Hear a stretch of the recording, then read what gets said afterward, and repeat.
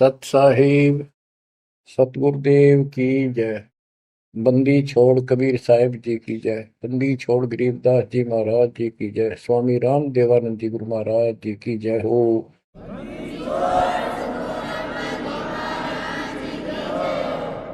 सर्व संतों की जय, सर्व भक्तों की जय, धर्मी पुरुषों की जय। श्री काशी धाम की जय, श्री सुडानी धाम की जय, श्री क्रोथा धाम की जय, श्री बरवाड़ा धाम की जय। सत साहिब बच्चों, परमपिता परमात्मा कबीर जी की असीम रजा से आप परमात्मा की महिमा सुन रहे हो, अमर कथा सुन रहे हो, सत्यनारायण कथा सुन रहे हो। परमात्मा कौन है, कहाँ प्रमाण है, उसका क्या नाम है, परमात्मा की हमको आवश्यकता क्यों है, यह सब जानकारी मूल ज्ञान के अंदर विद्यमान है जो आपको सुनाया जा रहा है। ये सूक्ष्म वेद कहते हैं। ये सूक्ष्म वेद आपको सुनाया जा रहा है। हम हिंदू धर्म में जन्मे तो हिंदू धर्म के मूल शास्त्र हैं वेद और गीता, प्लस में इनके सपोर्ट में श्री 18 पुराण है। तो यहां पर हमने सबसे पहले ये समझना होगा कि वेद और गीता क्या है, पुराण क्या है। वेद गॉड गिवन ज्ञान है, गीता के अंदर भी वही ज्ञान चारों वेदों का सारांश है। इति सिद्धम के ये भी गॉड गिवन है। और पुराण क्या है, जैसा भी ब्रह्मा जी को चारों वेद मिले, क्योंकि परमेश्वर कबीर जी ने, सतपुरुष जी ने सूक्ष्म वेद भेजा था ज्योत निरंजन के अंतःकरण में, इसके कंप्यूटर में ईमेल कर दी थी। इसने उसमें से सतपुरुष की जानकारी कति निकाल दी, कहीं कहीं हिंट छोड़ दिए, वो हटाए नहीं जा सकते थे। वो इसलिए छोड़ दिए कि ये भी गुप्त रहता है, इसने कसम खा रखी है मैं कभी किसी के समक्ष अपने यथार्थ रूप में नहीं आऊंगा। बच्चों, ये कथाएं दास आपको 1994 से सुनाने लगा था। वैसे तो 1994-95 से तो सरेआम सत्संग सुनाता था, उससे पहले 10-20 वक्ता बिठा करके भी चर्चा किया करता था। ये सारी कथा परमात्मा कबीर जी ने जो बता रखी थी, गरीबदास जी ने अमर ग्रंथों में बता रखा था, वो सुनाया करता था। यही सृष्टि रचना कैसे हुई, इसने कैसे क्यों कसम खाई, दुर्गा को नीचे भेज दिया, आप गुप्त रहने लग गया, तो ये बात जचा नहीं करती 90% का है कि ये कोई बात है, दंत कथा है तो कहानी बना रखी है। भगवान ऐसे गुप्त क्यों रहेगा, भगवान ऐसे क्यों करेगा, ये भगवान है ही नहीं।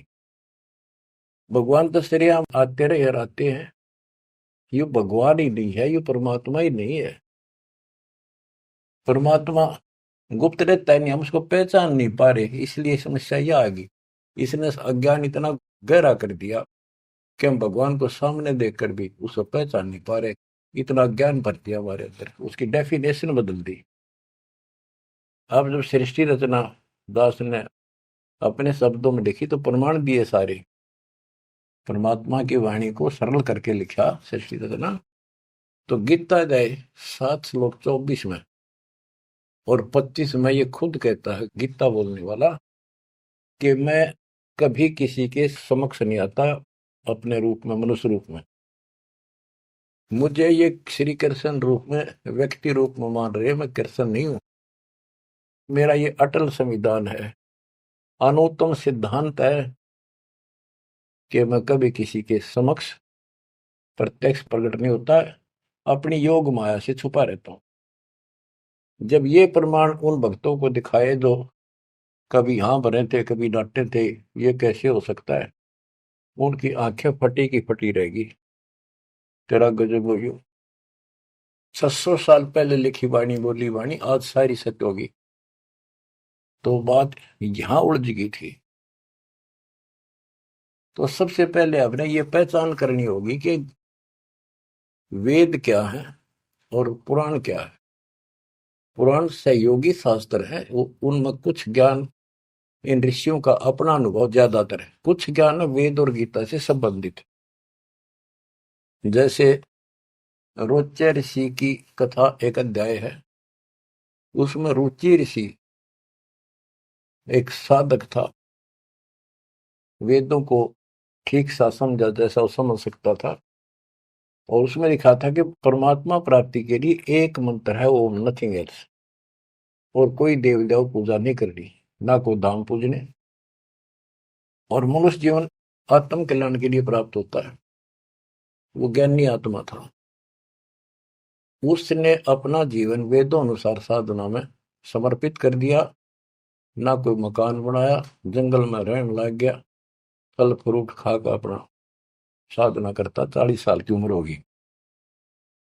उसके चार पूर्वज पिता, पितामह, पर पितामह और तीसरा दादा, ये चार दिखाई दिए, और वो चारों पितर बने हुए थे। गीता अध्याय 9 श्लोक 25 में स्पष्ट किया है, भूत पूजेंगे भूतों को प्राप्त होंगे, पितर पूजेंगे पितरों को प्राप्त होंगे, देवता पूजेंगे देवताओं को प्राप्त होंगे, मेरी भक्ति करेगा मुझे प्राप्त होगा। तो उन्होंने पितर पूजे थे, कर्म कांड किए थे, भूत पूजे थे, तो ये चारों भूत बन गए प्रेत। रुचि ऋषि के पूर्वज चारों ऋषि थे, ब्राह्मण थे, वेद पढ़ते थे और साधना वेद के विरुद्ध करते थे।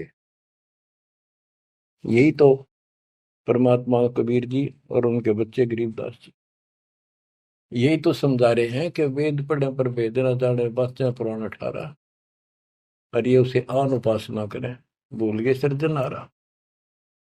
वो चारों के चारों गीता विरुद्ध, गीता मीन वेद, वेद के विरुद्ध साधना करके पितर बन गए।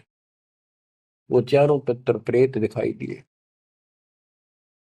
उन्होंने कहा कि हे बेटा ऋषि, हे बेटा रुचि, आपने विवाह क्यों नहीं कराया?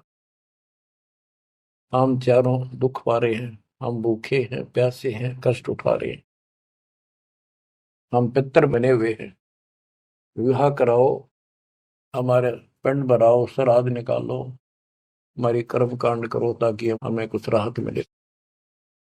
रुचि ऋषि वेद के जानने वाले थे। उन्होंने कहा, हे पितामहो, वेद में तो कहा है कि ये कर्म कांड, पितृ पूजा, आन उपासना, देव पूजा, ये मूर्खों की साधना है, अविद्या है, आप मुझे क्यों इसमें लगा रहे? वो चारों ऋषि कहते हैं ब्राह्मण के बेटा बिल्कुल सही है, वेद में कर्म कांड को अविद्या ही लिखा है, और बच्चे तू जिस मार्ग पर लगा है ये मोक्ष मार्ग है,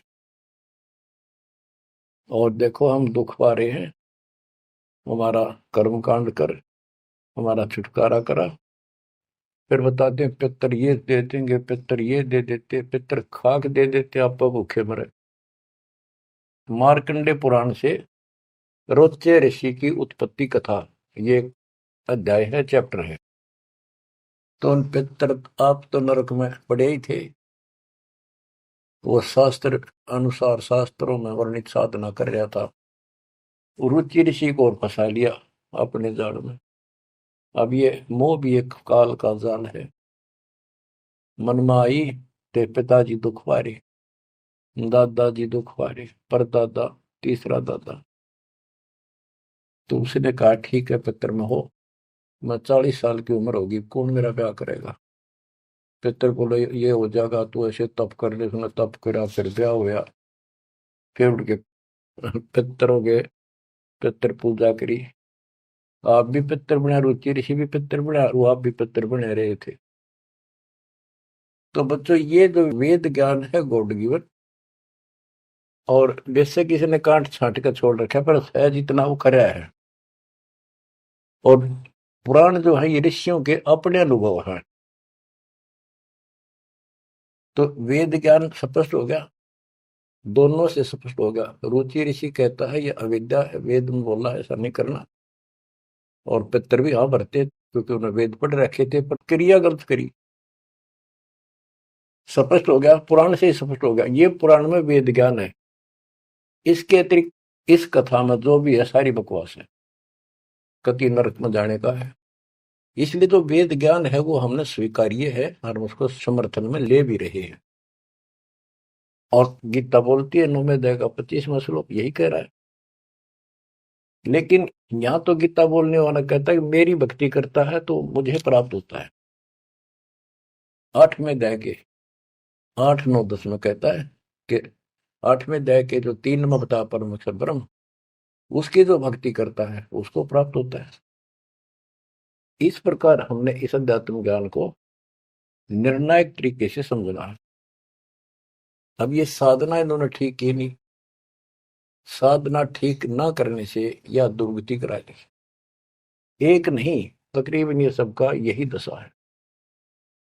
परमात्मा ने कहा था मूल ज्ञान अभी बताना नहीं है, 33 अरब ज्ञान हम बाख्या, मूल ज्ञान हम गुप्त ही रख्या। यानी 33 अरब हमने ज्ञान बोल दिया, वाणी बोल दी। इस मूल ज्ञान को अभी तक छुपा के रखा था और बच्चों में कति रोशनी कर दी परमात्मा ने। अब प्रसंग चल रहा है कि परमात्मा की पहचान नहीं हुई, और पहचान ना होने से हम सामने भगवान को देखकर भी स्वीकार नहीं कर पाए। अब ये अमर कथा चल रही है, ये सुनाता हूं संत गरीबदास जी के अमर ग्रंथ से, तथा कबीर सागर का सहयोग साथ में लिया जाएगा। सतयुग में सत सुकृत कै टेरा, त्रेता नाम मुनींद्र मेरा, द्वापर में करुणा में कहाया, कलयुग नाम कबीर धराया। गरीब अनंत कोट ब्रह्मंड में बंदी छोड़ कहाँ आए, सो तो एक कबीर है जननी जने नमाए। गरीब काशीपुरी कष्ट किया, उतरे अदर आधार, मोमिन को मुजरा हुआ जंगल में दीदार। बच्चों, आपको बताया था कि द्वापर युग के अंदर सुदर्शन नाम के एक परमात्मा कबीर जी के परम भगत थे। उस समय परमेश्वर करुणा में नाम से प्रकट थे और वाल्मीकि जाति थी। सुदर्शन भी वाल्मीकि जाति से थे। इनके माता पिता परमात्मा कबीर जी यानी करुणामय जी की बात को नहीं माना, वो मरे गए। भगत चिंतित हुआ, बहुत चिंतित हो गया। तब कबीर साहब जानी जान तो थे ही, फिर उसके मुंह तक को आना चाह थे कि बेटा क्या बात होगी, मौत तो होया करे पर दौरे थे, इस समय शरीर छोड़ ही देना चाहिए, चिंता ना कर। सभी ने जाना है। फिर उसने बताया प्रभु ये परमेश्वर, मरण की चिंता को ना, इनके कष्ट की चिंता है, इन आपकी शरण नहीं ली, असंग जन्म दुख पाओगे। बड़े अच्छे थे, दास को ठाई ठाई फिरा करते थे, कंधे बताते थे, लाड करते थे। वो बात याद आवा है, अब इनका क्या होगा। मैं इनका कोई उपकार नहीं कर पाया, मेरे पास भगवान मेरे साथ थे, मैं समझा नहीं पाया मुझसे क्या अपराध हुआ। यानी वो कमजोरी तो थी है उसमें।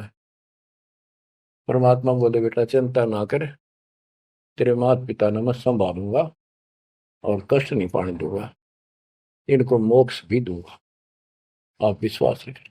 बस इतने कहे बात से सुदर्शन जी को तो 100% विश्वास था। कति शांत हो गए, दंडवत प्रणाम किया, सो शुक्र बनाए, निश्चिंत हुआ। ये है संकट मोचन कष्ट मंगल करण कबीर। फल में के कर देख, सेकंड में दुख दूर कर दिया और निभाया भी उसको।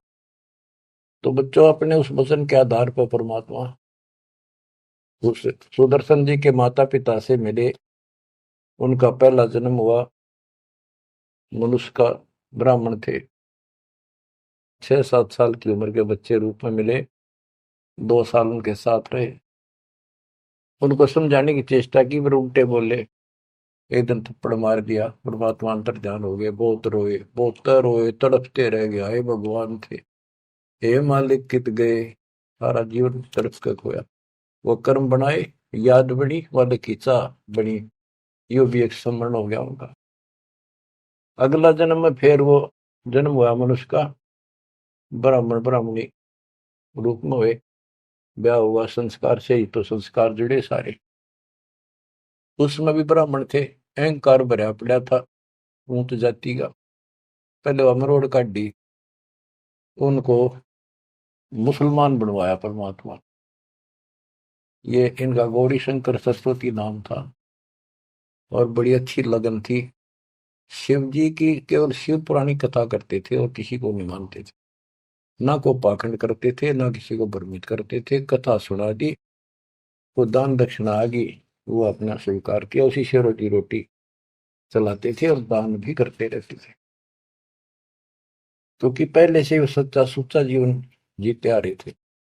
संतान फिर भी नहीं हुई, तो उनकी महिमा काफी होगी, और ब्राह्मणों से उनकी महिमा ज्यादा होगी। भाई निस्वार्थ सेवा ये करे हैं, ना कोई लालच, ना मिसगाइड करते। काफी जनता, हिंदू लोग इनके दीक्षा लेने लगे। मुसलमानों को टेंशन यह होगी कि ये हिंदू धर्म का ज्यादा प्रचार कर रहा है, और जो कर्मकांडी पंडित थे उनको ये टेंशन होगी कि इसने हमारी रोजी रोटी बंद कर दी। वो उससे ईर्षा रखते थे और औरों को मिसगाइड करते थे, झूठ बोले क्या करेगा, ना कोई क्रिया बताता, ना कोई धर्म कर्म बताता, कथा सुना देता, इससे क्या होने का है। मुसलमानों को पता था कि सारा ब्राह्मण समाज इनसे दूर है, इनका कोई साथी नहीं, और ये हिंदू धर्म का प्रचार ज्यादा कर रहा है। उसको एक दिन जाके 10 माता ने जबरदस्ती अपना पानी पिला दिया, उसके सारे मकान में छिड़क दिया। लोग पूछना, भाई कैसे आ रहे हो, क्या हो गया? भाई इसने मुसलमान धर्म स्वीकार कर लिया। वह बात आगे की तरफ फैल गई सारी काशी में, ब्राह्मणों में। अरे गौरी शंकर तो डूब गया, मुसलमान बन गया, मुसलमानों ने सारा उनका पानी छिड़क दिया, उनको मुसलमान बना दिया बयान से। जब वह पंचायत होगी पंडितां की, बहिष्कार कर दिया, जात से निकाल दिया, धर्म से निकाल दिया, गंगा में स्नान करना बंद कर दिया, कोई नहीं जाएगा हिंदू उसके पास। अब रोजी रोटी की समस्या आ गई। उन्होंने लाकर 4 लकड़ के लठ ताना बुन का काम शुरू कर दिया। पहले तो रोजगार चल रहा था दक्षिणा से, अब यह समस्या और खड़ी हो गई थी, तो वो बहुत आसानी से शुरू हो जाता। जुलाई का काम वो शुरू कर दिया। काफी वर्ष हो गए, कोई संतान नहीं हुई। बेशक वो मुसलमान थे, पर भक्ति अपने वही करते थे, शिव जी को याद करते थे। ये आपको पहले ही बताइए कथा।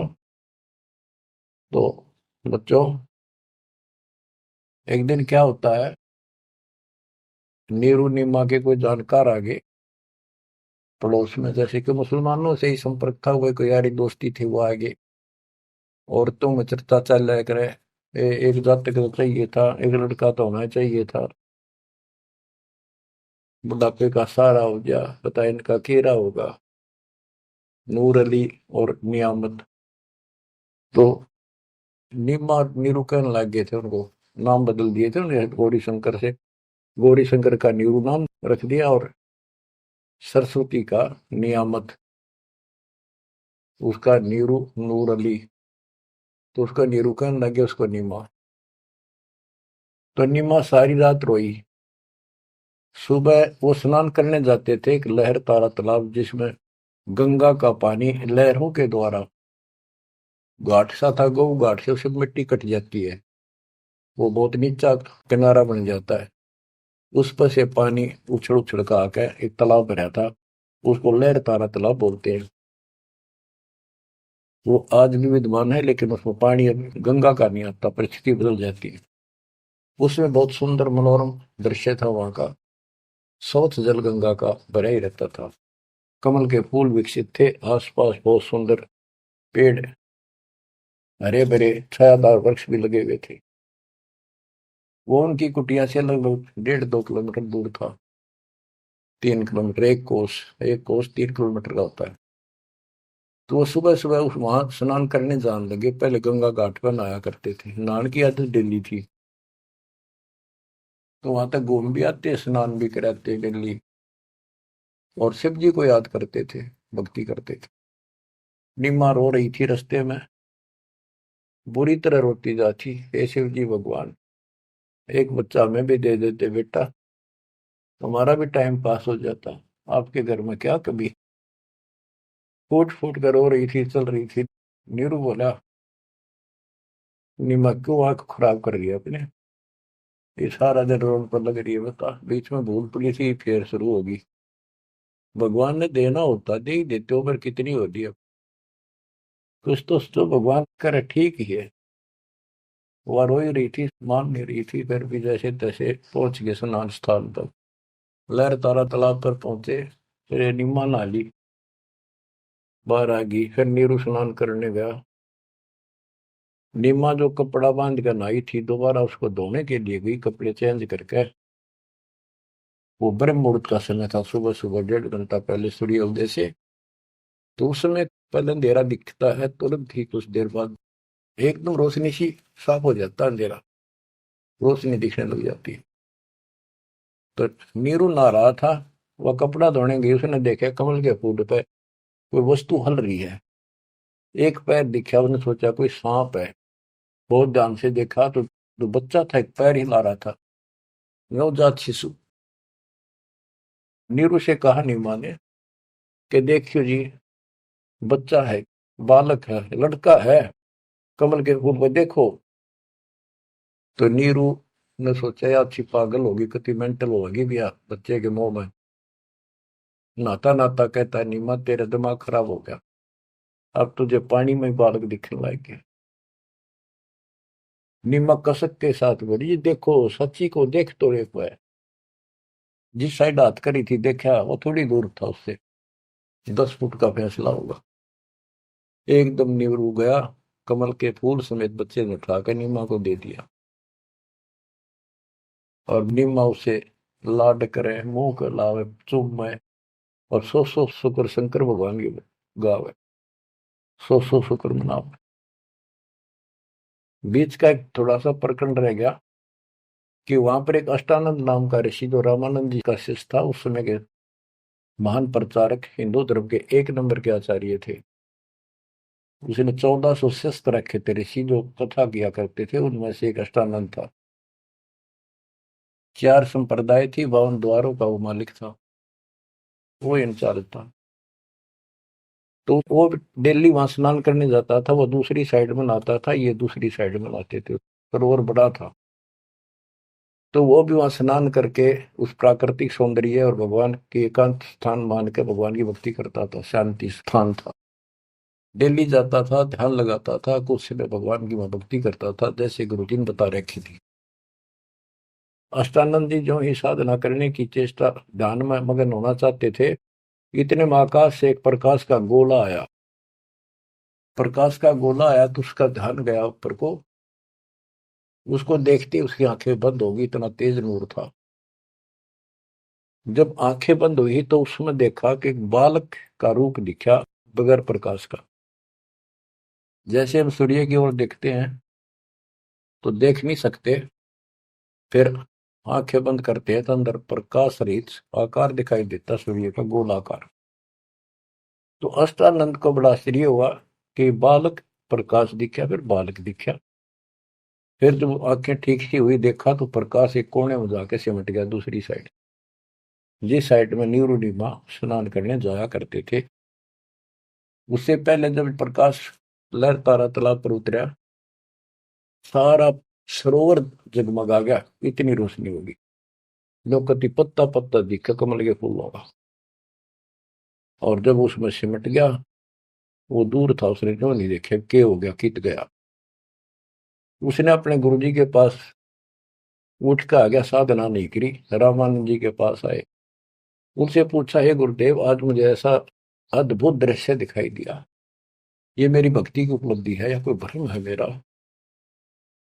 ऐसे ऐसे का आकाश से प्रकाश का गोला आया, मेरी आंखें उसके नूर को सहन नहीं कर सकी, मेरी आंखें बंद हो गई। बंद होने के बाद देखूं तो एक बच्चे का, बालक का रूप है, लड़के का। फिर कुछ नहीं दिखा। वो एक कोने में जाकर लहर तारा तालाब में समाप्त हो गया, अंतर ध्यान हो गया, नूर ही नहीं था। रामानंद जी को जैसी समझ थी, जैसा उन्हें अज्ञान सुन रखा था, अज्ञान सुन के ज्ञान में अंधे की बां गई, अंधे ने मारे कौन बतासी। अब जैसे ये ज्ञान सुन रहे थे वैसे चेलों को बताया करते थे, और बता दिया कि बेटा, ऊपर से जब अवतार गण आते हैं ना, भगवान अवतार लेता है, ऐसी लीला करता है, किसी माँ के यहाँ जन्म लेगा और फिर लीला करेगा जिस उद्देश्य को लेकर आते हो। ना कोई भ्रम है, ना ही तेरी भक्ति की उपलब्धि है, ये ऐसा होता है। तो इनको यही पता था कि रामकृष्ण अवतार आए, माँ का जन्म लेते हैं इनके भगवान। और गरीबदास जी कहते हैं, गरीब अनंत कोट ब्रह्मंड में बंदी छोड़ कहाँ आए, सो तो एक कबीर है जननी जने नमाए। तो रामानंद दृष्टानंद की तो वही बात फैसला। अब नीरू नहा रहा था, नीमा उस भगवान से लाड कर रही थी, सो शुक्र अपने भगवान शंकर के बना रही थी। जगत का पेखड़ा पेख्या, धनी का नाम ना लेखा। बच्चों, इसने कोई लेना देना नहीं था इस बात से, भाई मेरा नाम ले, विष्णु का ले, शंकर को किसी को क्रेडिट दे, पर इनमें इनकी आस्था बनी रहा भगवान में। ये चाहूं थे दाता आज तक। नरसिंह रूप लेकर ना कुछ मारा हिरण्यकशिपु, विष्णु को क्रेडिट कोई बात नहीं, चलन दो, बतेरे दिन चल गई इनकी, अब सारा क्लियर हो जाएगा। मुसड़ को 3-4 साल का बाल के उठा नहीं सकता, ये तो कभी बच्चे थे उस दाता के। फिर भी अब बच्चों देखो, वो मालिक अपना बाप है, माँ भी वही है और पिता भी वही है। वो दोनों तरफ से दुखी है हमारे लिए, उसमें इतना मोह है। माँ का मोह बालक में घना, पिता का मोह माँ का उससे बहुत घना। और भगवान का उन दोनों वाला, माँ भी है वो हमारी, पिता भी। इसलिए तो दुखी हो रहा है ना, क्या जरूरत थी उस पानी में वो आकर प्रगट होने की से, भूतावास के अंदर जंगल में अपनों के लिए मरता। अब बच्चों, परमात्मा ने अपनी महिमा नहीं बनानी थी, उसने तो आस्था रख रही थी भगवान में, इनकी आस्था बनी रही। बच्चों, अब हमें ज्ञान हो गया कि वो भगवान है जिसको नीमा सीने का लगाए खड़ी थी, लाड कर रही थी, प्यार कर रही थी। उस समय उसके शरीर की स्थिति कैसी होगी। गीता अध्याय 18 श्लोक 62 में कहा है कि उस परमेश्वर की शरण में जा तू, उसकी कृपा से तू परम शांति को और सनातन परम धाम को प्राप्त होगा। वो सुख सागर है और वो असंग ब्रह्मांड का स्वामी। अरे गोदी में कितनी पुण्यात्मा है वो बच्चों, एक साथ बताओ। उस मालिक का नाम लेने से कितनी खुशी होती है, शरीर में अलग से एक लहर दौड़ती है। और वो बहन उसको सीने से लगा रही, मुंह चूमे, लाड करे। कितना मोह हो गया, सो सको रे शंकर भगवान, हे भोलेनाथ, बड़ी दया करी। इतने में नीरू स्नान करके आ जाता है। उसको लोक लाज के हिसाब से उसने विचार किया अपने मन में, और वो नीमा के सामने व्यक्त किया कि नीमा, हम इस बच्चे को लेकर घर नहीं चलेंगे, क्योंकि समाज के लोग ये कहेंगे ये किसी का चुरा लाए, ये कहेंगे इसके माता पिता, बताओ वहां छोड़ कर आवांगे, हम बतावा कितने, हम कहेंगे कमल के फूल पे, वो मानने नहीं। यह सारी बात उल्टी हो जाएगी। अब तक पहले तो मुसलमान बने, अब इनसे भी निकाल दिया जाएंगे, हमें काशी से निकाल देगा राजा कि तुम बच्चे चुराते करते हो। निमा बोली, जी कुछ भी कहो, मैं इस बच्चे बिना जी नहीं सकती। पता नहीं इसने कैसे मोहित कर लिया मेरे को। मैं प्राण छोड़ सकती हूँ, मैं देश निकाला ले लूंगी, देश काम छोड़ दूंगी पर बालक नहीं छोड़। निम्मा का अटल फैसला सुन के नीरू को जिंदगी में पहली बार दुख हुआ कि अकती जितनी होगी मैं इसकी सारी मानता हूँ या एक भी नहीं मानती मेरी। और कितना दुख हो जाएगा कि तो जावांगे मेरे दोस्त 60 साल की उम्र होगी, कहाँ टूक मांग कर खावांगे, क्या करेंगे, सोच आर ला इसने। अंत में दुखी होते रोते हुए ने कहा मैं तेरे एक मारूंगा थप्पड़, ऐसा तो मानती नहीं, पटक इसने नीचे। आज तक मैंने तेरे तेरे हाथ भी नहीं गिरा था क्योंकि हमारा संतान नहीं थी। मैं चाहता था इसको कष्ट ना हो, पर तू जमा जद्दी होगी। जब उसने हाथ करना चाहा तो परमात्मा बोले गोदी में कि निम्मा, नीरू, मोमिन, तुम्हें कुछ नहीं होगा, मैं तुम्हारे कल्याण के लिए आया हूँ और मुझे घर ले चलो, कुछ नहीं होगा, कोई कुछ नहीं कहेगा। अब नीरू ये बात नहीं समझ पाया था कि कुछ ना होगा पर होगा जरूर। उसने सोची वो तो होगा सो होगा, ये मनमान इसमें कोई भूत प्रेत पितर कोई जिंद बोल रहा है, यू तनाड़े मार देगा। वो डर गया, उठा कर अपनी चदरी आगा आगा हो लिया। अब लड़का बच्चा लेकर गए अपने घर। आसपास के अड़ोस पड़ोस के आगे लड़का इतना सुंदर है, आज तक देखा नहीं इतना सुंदर बालक, तो इतना चमक, इतना खिला हुआ चेहरा। लोग इकट्ठे हो गए, काशी की औरतें न गीत गाती हमें। वो तो भूल भाल के कितने लहर किसका था, तो उन्होंने बता ही दिया ऐसे ऐसे था, बाकी कोई नहीं पूछा था कि इतना सुंदर बालक। मालिक की कृपा करा के वो दी बदल दे, सबका लगाव हो गया नीमा की तरफ। ये तो भगवान आ गए थारी गोदी में। ये तो कोई का विष्णु जी, कोई का शंकर भगवान आ गया, कोई का वरुण देवता भगवान दिखाई दिए, इंद्र देवता, कोई धन का देवता कुबेर बतावे। अपने अपने गुण गावे, अपने अपने हिसाब से परमात्मा को उसकी महिमा बतावे, उसका मूल्यांकन कर रहे थे। और निम्मा ने कहा इसका नजर लगाओगे मेरे बच्चे को, तुम ऐसे ना बोलो कि बालक ना देखे तुमने, पागल हो गए तुम सारे। हाँ हट रोड़ के तो औरतें कहती हैं निम्मा बालक तो देखे पर इसे ना देखे। हम बच्चों उस परमात्मा के प्यार में जब बात बंद हो जाती है दास की, जिसको हम खोज रहे वो हमारे साथ रहते, हम इतने निर्भाग इतने कर्महीन उसको आज तक नहीं पहचान पाए।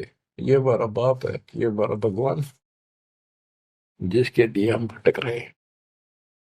मैं रोवे तो सृष्टि को, सृष्टि रोवे मोहे, गरीब दास इसी वियोग को समझ नहीं सकता को।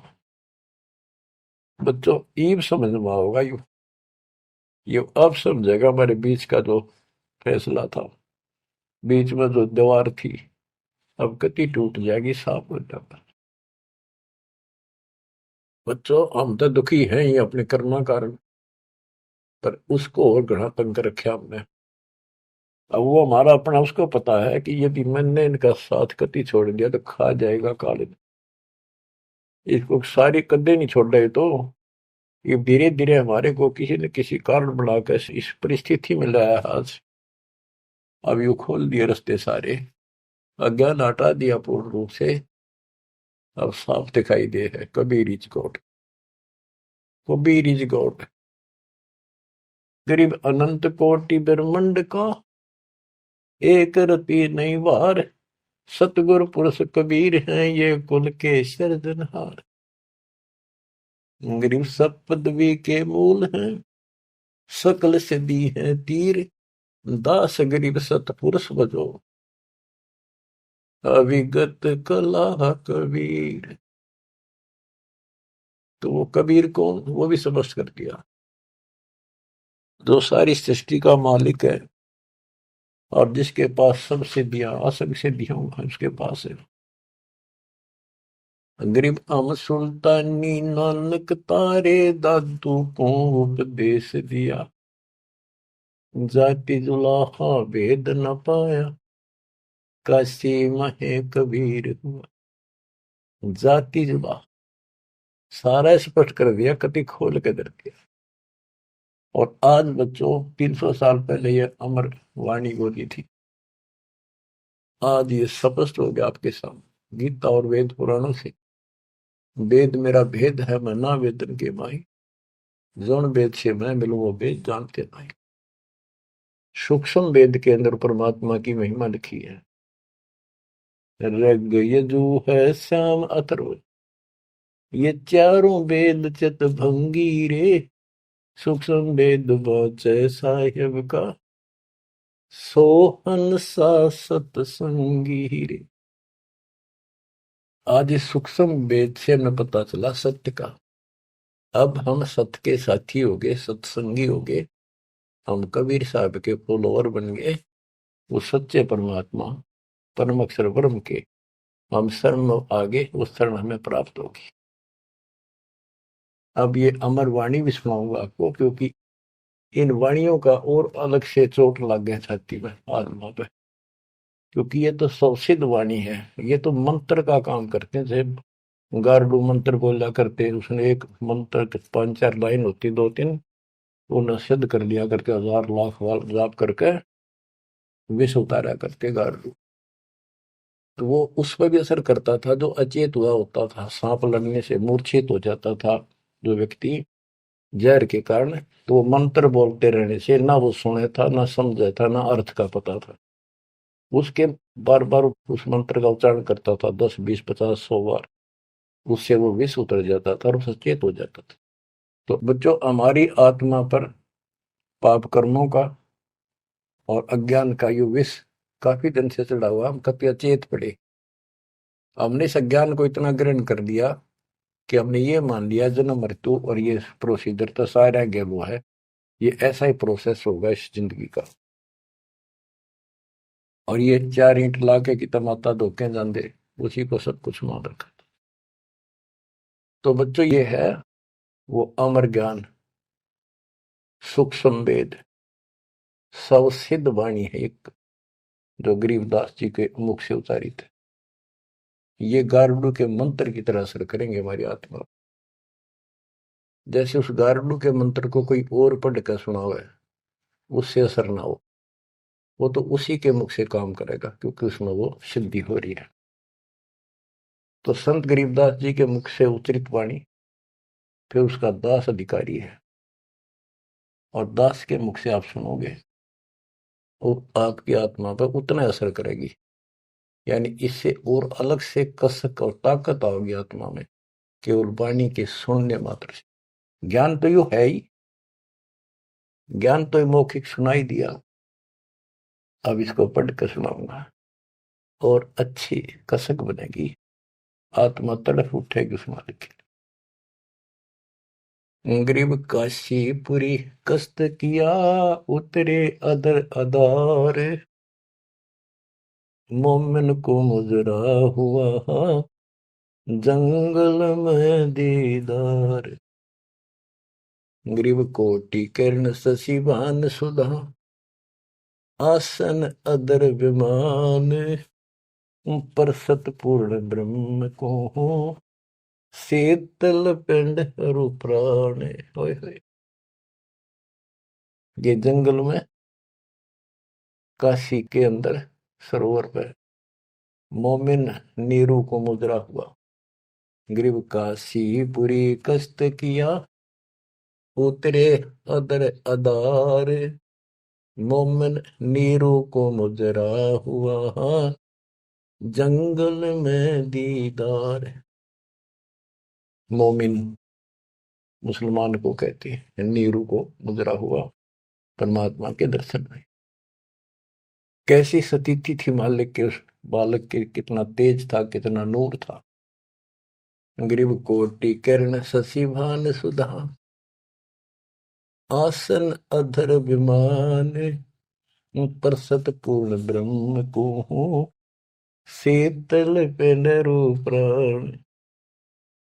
कोटि किरण, करोड़ सूर्य, करोड़ चंद्रमा की मिली जुली जो किरण है, पूरा प्रकाश ही नहीं, उनकी किरणों जितना प्रकाश था, ज्यादा नहीं।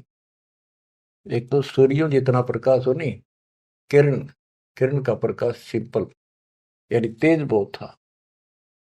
और परसत पूर्ण ब्रह्म को शीतल पिंड प्राण, उस पूर्ण ब्रह्म को जब नीमा ने सीने से लगाया, आत्मा ठंडी होगी, कति नो इतना प्रेम जाग गया।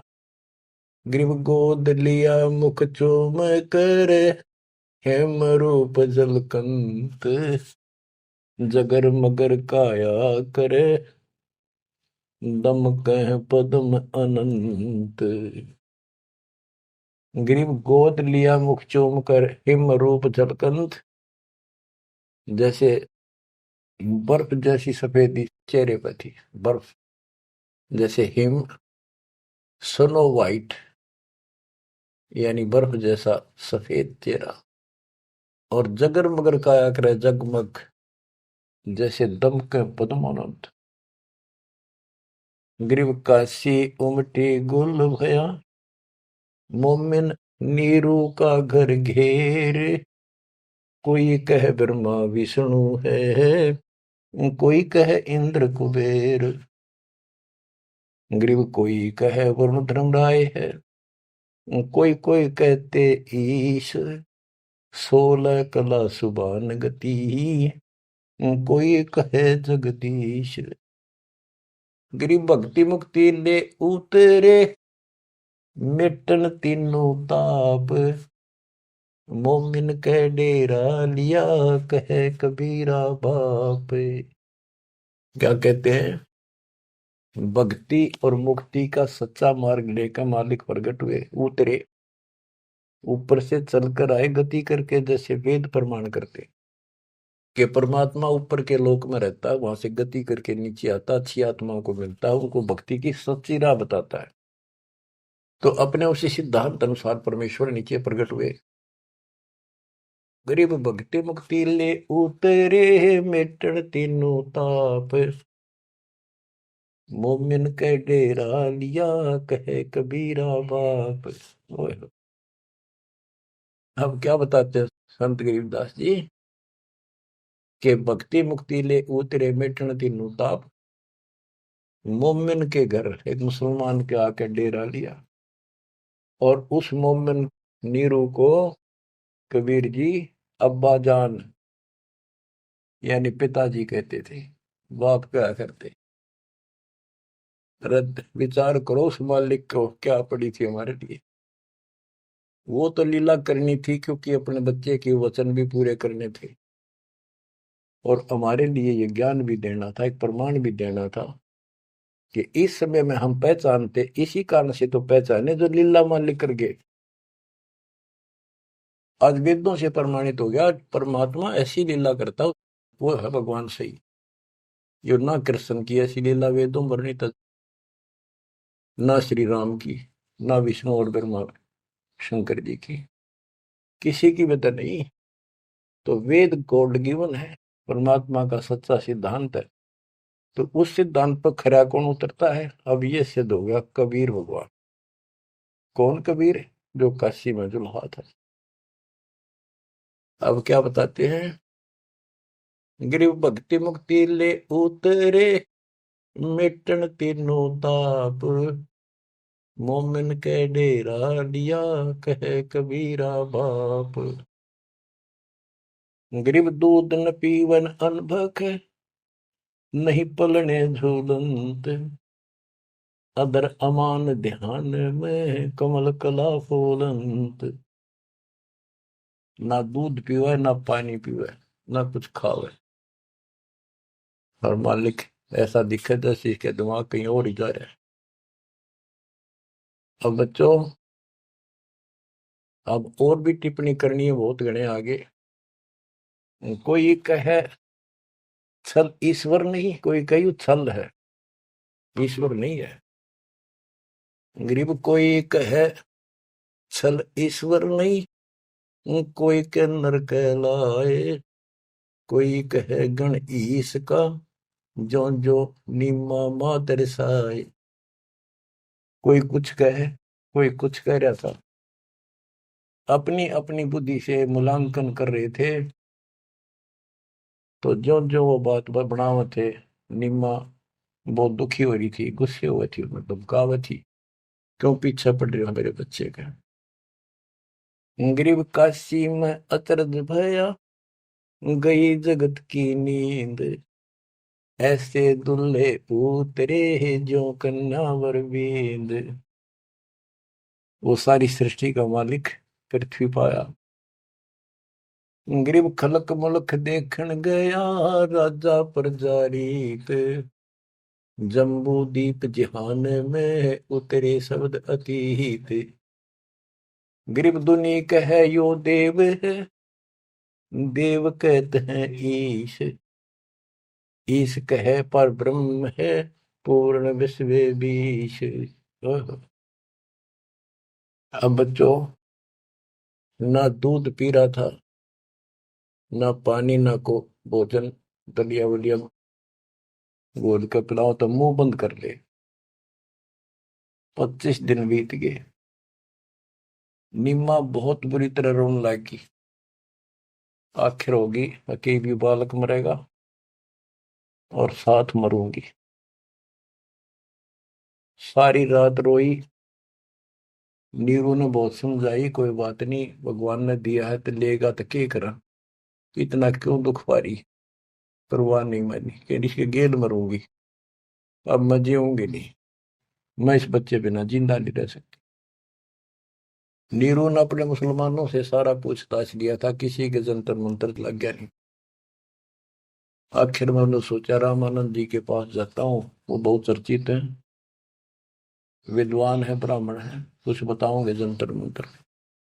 उसके पास गया तो उसने सारा बताया कि ऐसे ऐसे हमें जंगल में एक लहरता रहा तालाब में कमल के फूल पे एक बालक मिला, 20-25 दिन पहले।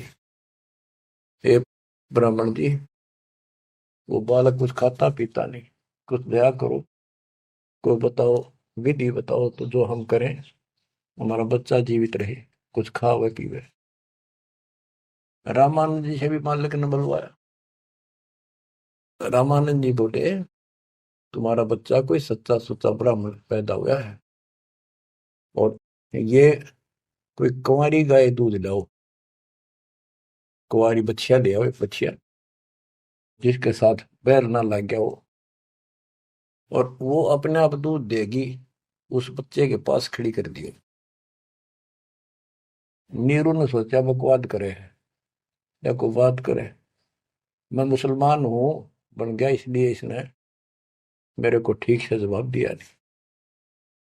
तो इस प्रकार वो मन मार के वापस आ रहा था, और उधर से उसने निम्मा का रुदन दिखाई देता, रोए थी। उधर से उसकी पुकार सुनकर परमात्मा की कृपा से, क्योंकि वो शिव जी को याद कर रो रही थी, हे भगवान शिव जी, आपने ऐसा अनमोल बालक दिया, हे परमात्मा इसका अच्छा ना देते, अब ये मरेगा, साथ मैं मरूंगी।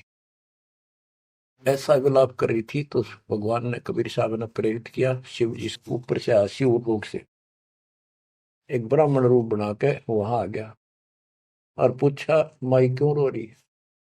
एक साधु रूप बना के आ गया। तो माई रोती रोती बोली कि हे ऋषि जी, हे ब्राह्मण, हे साधु, मेरा दुख बहुत लंबा चौड़ा है, मेरी ना सुनोगा था आप भी रोओगे। नो कह के फिर रोने लगी, बुरी तरह रोती रही। भगवान शिव जी बोले, माई ऐसे कहते हैं, अपना दुख दूसरे के साथ जा कर देना तो हल्का हो जाया करे, बता दो कुछ तो, मैं भी कुछ जानू हूं, बता दूंगा। तो उसने बताया कि ऐसे ऐसे में भगवान शिव जी ने हमारे को बच्चा दिया, कमल के फूल पर पाया, आज यूं ना खाता पीता 25वां दिन हो गया और मरेगा। शिव जी बोले, माई मुझे ला, देखा तेरा बेटा कहाँ है, वो लाई उठा के साधु के चरणों में रखना चाह, वो परमात्मा वहां से उठे और साधु के सिर के बराबर हवा में लटक गए। हवा में ऐसे ऐसे लेटे लेटे, जैसे बच्चा लेटा होता है ऐसा कैसा। तो नीमा को अचरज हुआ कि सचमुच ये महात्मा गजब का है, इसने बच्चे पर जो चमत्कार करके हवा में उड़ा दिया। तो परमात्मा बोले शिव जी इनको कहो एक कुंवारी बछिया ले आओ, कुंवारी गाय बछिया, और उसके ऊपर अपना हाथ रख दिए, एक कोरा बर्तन मंगा लिए, ताजा कति कुमार से ताजा लाना, वो उसके नीचे रख दियो, ये उसको भर का अपने आप बंद हो जाएगा।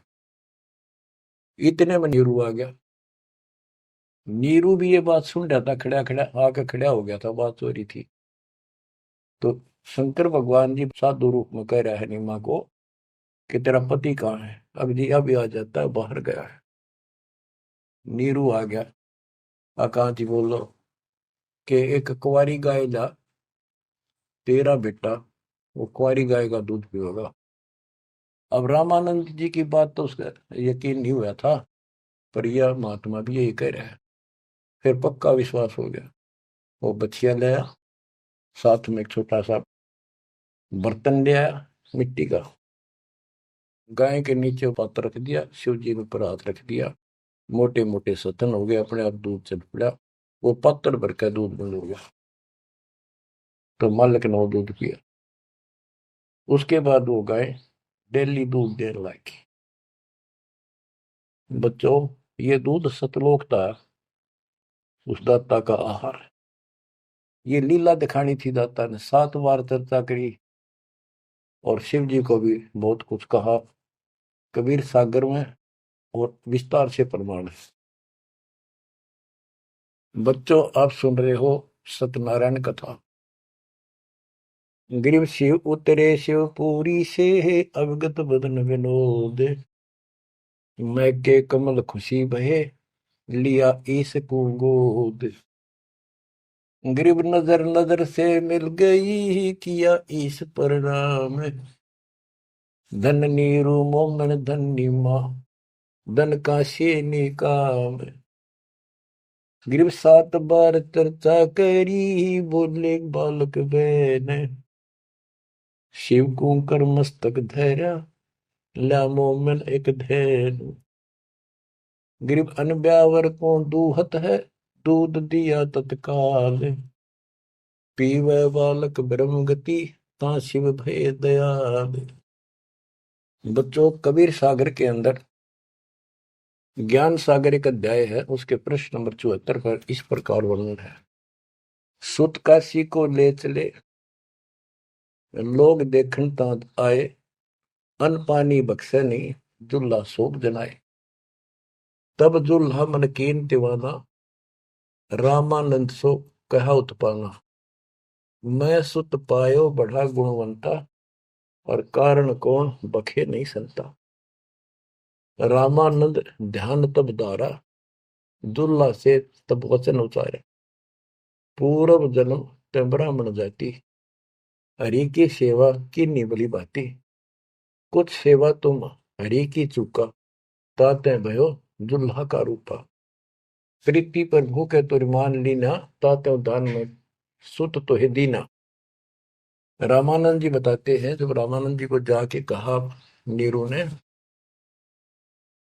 कि महात्मा जी ऐसे ऐसे मुझे लड़का मिला जंगल में, और वो खाता पीता कुछ नहीं, कारण बताओ। तो रामानंद बोले पहले तुम ब्राह्मण जाति में थे, भक्ति बहुत करते थे, लेकिन भगवान की कोई भक्ति में कोई गलती बन गई, जिस कारण से तुम इब्दुल्लाह के रूप में जन्मे हो, और परमात्मा ने तेरी फिर भी पुकार सुन ली, इसलिए जंगल में तेरे को पुत्र दे दिया। नीरू ने कहा कि हे प्रभु, जस कीनो तस पायो, आरत हो तो दर्शन आयो, सो कहिए उपाय गुसाई, बालक अक्षुदावंत हुसकाई। कि मन दिशा करी उसी भरली, मेरे भी तक कर्म फूट के, मैं जैसा भी हूँ ठीक हूँ, आरत संकट में तेरे पास आया, कुछ दया करो जिससे बालक कुछ खा ले।